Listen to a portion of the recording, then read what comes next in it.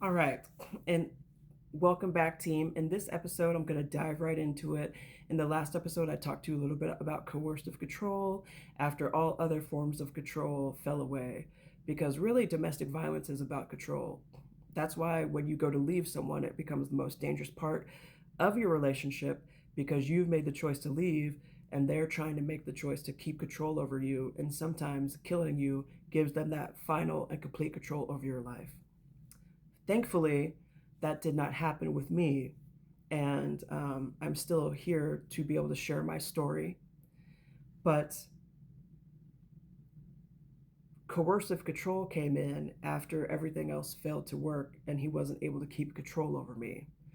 So, first, let's talk about what the point of coercive control is and how it works.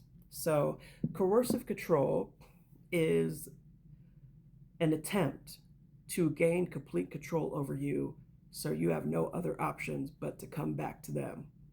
And even there are people that work for the professional basketball team I'm in litigation with who were also trying to demonstrate coercive control over me by blacklisting me, making sure I couldn't get another job.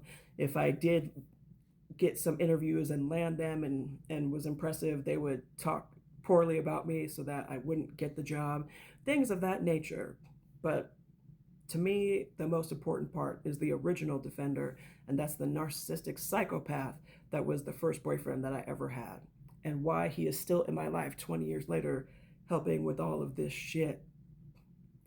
So, coercive control, the goal is to isolate you so that you feel like you don't have anyone, degrade you to make you feel embarrassed and make other people look down on you, and to make you lose your respect. They want to take your respect, your self respect, they want to take it away from you. They want to take your dignity away from you.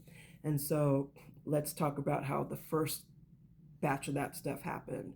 So, by isolating me, some of these lies and stuff were made up in the hopes that it'd get back to my husband and that my husband would leave me and break up with me and I would be isolated. The CPS reports, the false reports, trying to get my kids taken away from me, trying to take control over my children and make me feel hopeless and that I didn't have control over my children, but they did. Um, Part of coercive control is also to make you feel unsafe and that you don't have any help, which is why, the police officers that they paid to stalk me, that's specific because it's a police officer. You would think that they would help you. And, it's kind of funny when, ha ha ha, you're not getting any help over here. So they make you feel unsafe. They follow you around and they stalk you so that you feel unsafe, so that you see them and but that when you go to report it, it's very hard. Domestic violence and trying to prove coercive control it's difficult. And I'm starting to think it's because men do nothing but protect one another. And so they make it very difficult for women to um, support themselves and protect themselves. And that's very unfortunate. Now, outside of those things, calling into my places of work to get me fired so that I don't have the finances to take care of myself.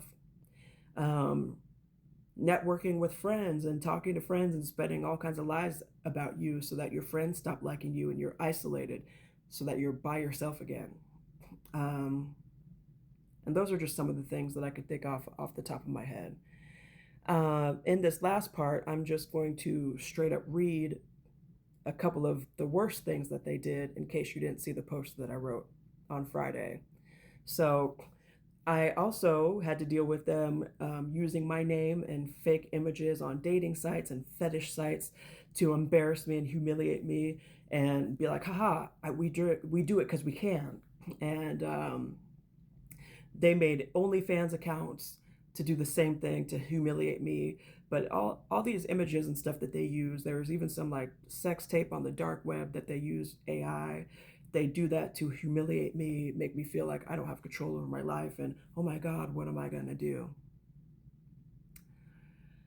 Um, Putting me in fake marriages and stealing money again to have control over my finances and my life. And that is really why we are here. And that's how this all fits together. And I'll see you in the next episode.